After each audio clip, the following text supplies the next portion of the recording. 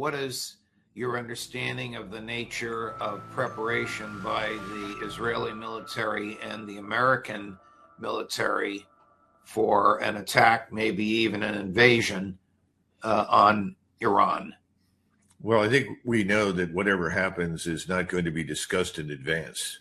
And we've already seen the surprise attack that the Israelis launched against the Iranians during what people thought was a legitimate negotiation.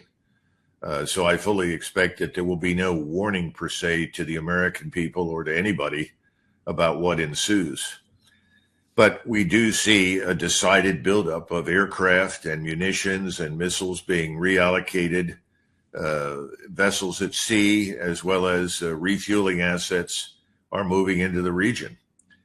Something could happen at almost any time at this point. I would say certainly within the next few weeks at the outside, because the other problem is you can't keep armed forces, air, land, sea, in hyper readiness for long periods of time. So there's a point at which you've got to either pull the trigger or get out. Again, no one is being asked in the United States. And the other problem, as we discussed, is that it looks like Prime Minister Netanyahu has more control over these matters than the president or Congress. Netanyahu's true goal was to decapitate, figuratively and literally, the Iranian leadership and sow chaos in the country. Does that make sense to you? Yeah, I think it makes sense, and I think the goal is still the same.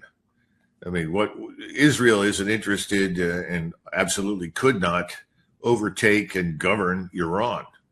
But the Israeli position is very clear. The more balkanized the region, the more dissension and division in the region, the safer Israel is. That's their theory. So again, I suspect they will do everything in their power to achieve a decapitation. This is the problem. I don't think that's going to work. And the Iranians have made it pretty clear that they have real depth now, that more than they've ever had before. They've distributed critical weapon systems all over the country in various provinces. They're ready for the kind of attack that I think the Israelis want to launch. So the Israelis know that there is no chance for them to succeed on their own. And once again, that means they need us. The question is, how are we going to perform? What are we going to do this time around? And I'm a little concerned about that, because I think the air defense capability in Iran is much better than it was before. It's not 100%, but it's certainly 60 to 70% of everything that they would want. And I'm concerned that we will take casualties this time. There will be no restraint exercised by Iran. Iran will regard this as an existential fight to the finish, and they will use everything at their disposal.